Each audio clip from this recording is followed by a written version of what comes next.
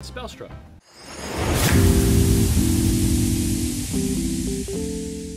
Again, good hospitality all the way through. Actually, when we came back in, she acted like she was seeing us for the first time, excited to see us. Yeah. Signage all the way back to the room. It was easy to find the room. There's signs all over the place. They give you a little locker when you walk in. Yep. Stick all your stuff in the locker. They give you a key to hold with you while you're doing the room, and so your stuff is kept safe. One thing that I'd say on the hospitality note is when you finish the room, if you complete the room, they give you a pin, like a pin that you pin on something or on your bag or something. Really cool pin. And I wish every room would do this. A victory, a prize. Doesn't have to be something expensive. We've seen rooms that give away these bracelets before, or whatever, rubber band bracelets. Some do stickers.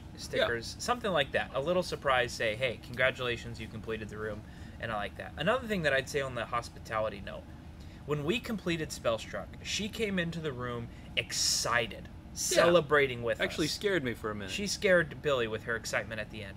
And I love that, because when you finish a room, you have this energy, you have this excitement, and you want... But so often, game masters come into the room and they're all somber or just normal tone. And they're like, "Did you enjoy the room?" Yeah. And I'm like, "Are you kidding? We just destroyed something, or we just succeeded." But you want to know you finished it, you saved the day, you saved the family, or what it was. So in this particular room, Spellstruck, there is a family that's been cast a spell over by a group of witches, and you have to release them from their spell. Is the task in this particular room. It's kind of lame that it's a cabin in the woods. How many cabin in the woods have we done? Yeah. So many escape rooms are cabin in the woods. But this was probably the best cabin in the woods I've seen. It was great. Very well designed. You walk in and there's a clock. We won't tell you too much about the clock, but the clock was cool. Yep. They had put a lot of engineering work into this clock. Had several different interactive elements with the clock.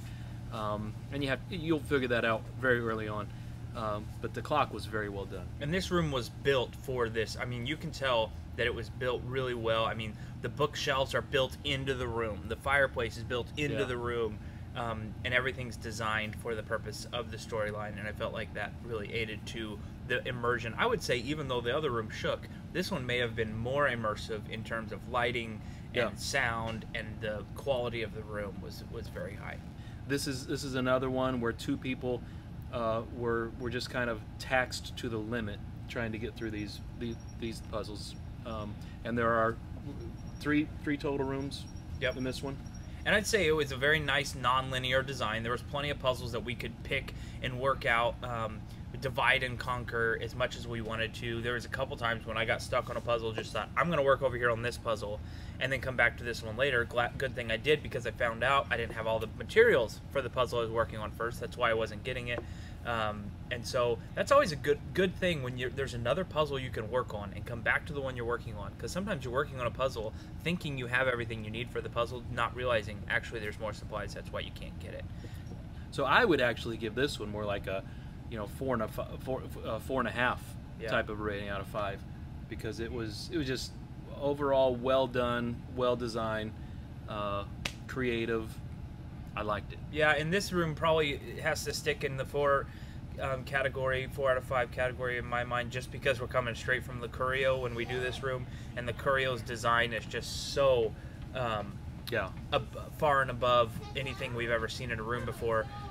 So I think Spellstruck has to get a 4 out of 5, but it is a strong 4. I highly recommend The Escape Artist.